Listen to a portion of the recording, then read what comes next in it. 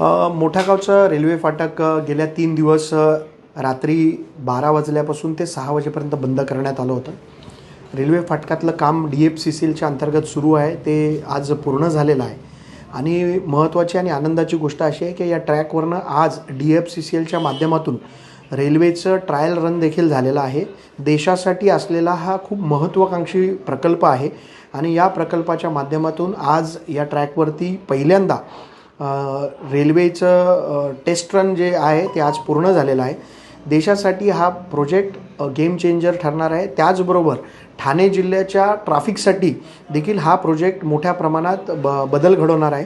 कारण ठाणे जिल्ह्याचं सगळं हेवी ट्रॅफिक जे आहे, जे फ्रेट ट्रॅफिक आहे, ते पूर्ण रेल्वेच्या माध्यमातून दिल्लीपर्यंत जाईल आणि त्याच्यामुळे ठाणे जिल्ह्यातल्या ट्रॅफिकवर देखील मोठ्या प्रमाणात फरक पडेल.